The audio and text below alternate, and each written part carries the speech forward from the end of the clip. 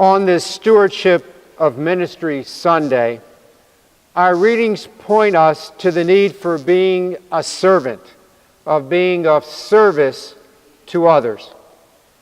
Our first reading is a portion of the fourth servant song from the book of the prophet Isaiah. This servant was a mysterious person or persons whose faithfulness, whose ministry to others would bring about redemption for many people. These servant songs became identified with Jesus himself. They were like his job description. Jesus reveals in today's gospel that he came to serve and to give his life as a ransom for many. Coming near Jerusalem, Jesus thought it appropriate to warn his disciples of what lay ahead. Of course, he would teach and heal. Of course, he would celebrate the Passover. But this visit to Jerusalem would be different than any other. He tells them for a third time a prediction of his passion. For the Son of Man did not come to be served, but to serve, and to give his life as a ransom for many. The second reading today is from Hebrews, which tells us about priesthood, especially the priesthood of Jesus Christ. The purpose of a priest was and is to be a servant of the people. A priest acts as a mediator, offering sacrifice for the people and intervening with God on the people's behalf.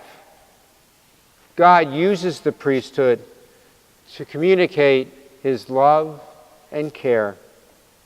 Every baptized person becomes a part of the priesthood of believers who are called to ministry in God's service of love, compassion, and mercy. James and John, we hear, ask Jesus for a favor of being next in importance in Jesus' kingdom. You see, James and John did not understand the kingship of Jesus. They were thinking in terms of ruling and authority.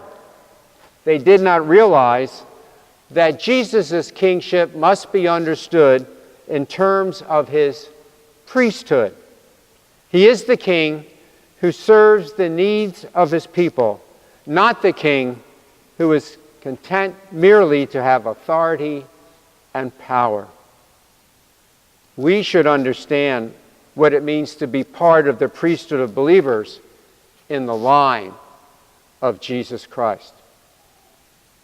We are meant to be a servant like him.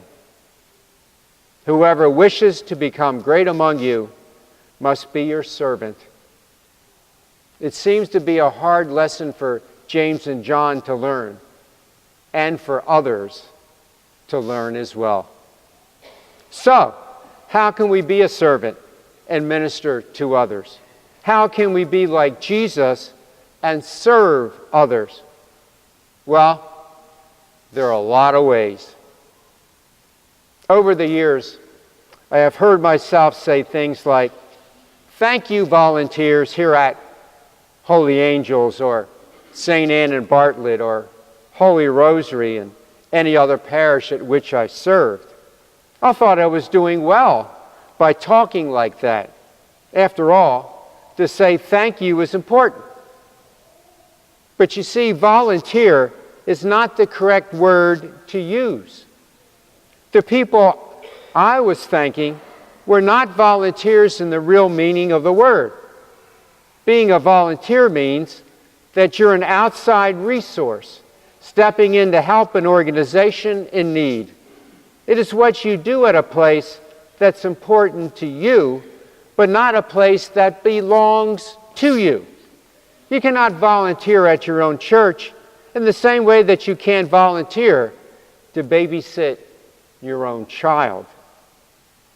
The church belongs to you the same way that your family belongs to you. It's your own place. You are a stakeholder. Of course, you can take care of it. That's what stewards do. Volunteers are pretty much just passing through. When we ask people to do things at their church, we're asking them to do a ministry, and the word volunteer doesn't do it justice. So let's call it serving. Let's call it discipleship. And let's call it ministry.